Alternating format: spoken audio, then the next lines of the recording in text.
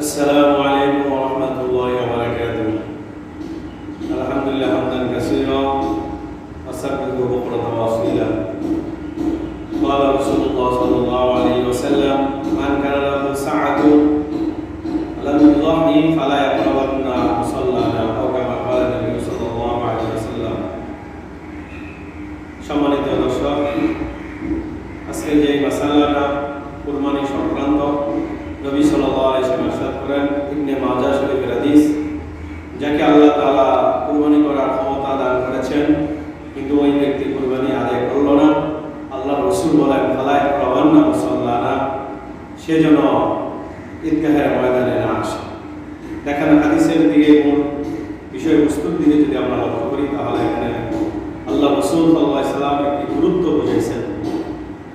অর্থাৎ যে কুরবানি ওয়াজিব হওয়া সত্ত্বেও কুরবানি করে না, তার উপর নবীজির একটা কঠোর ভাষা ব্যবহার করেছেন। এতেই বোঝা যায় কুরবানি না করলে আমাদের কি পরিণতি হবে।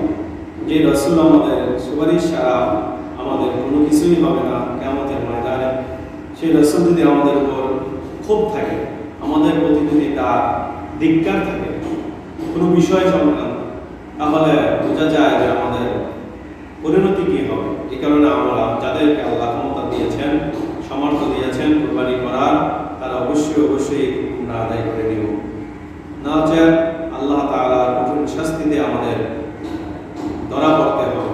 এই জন্য আমরা বিষয়টা খেয়াল রাখি, যাদেরকে কুরবানির সামর্থ্য দিয়েছেন, অর্থাৎ জিলহজ মাসের 10, 11, 12 তারিখ নেশা পরিমাণ মাল, অর্থাৎ 52.5 ভরি রূপার মূল্য যদি কারো কাছে থাকে ওই 3 দিনের মধ্যে, তাহলে অবশ্যই ওই ব্যক্তি কুরবানি করতে হবে, তার উপর কুরবানি করা ওয়াজিব, চাই সারা বছর তার কাছে সম্পদ থাকুক অথবা না থাকুক। এই জন্য আল্লাহ তাআলা আমাদের এই 3 দিনের ভিতরে যাতে সম্পদ থাকে অবশ্যই কুরবানি আদায় করব, এবং আমরা এই কুরবানি আদায় করে আল্লাহ তাআলার পক্ষ থেকে নৈকট্য হাসিল করব। কঠিন শাস্তির অবস্থা থেকে, কঠিন শাস্তির আমাদের ধরা থেকে যেন আমরা বাঁচতে পারি। আল্লাহ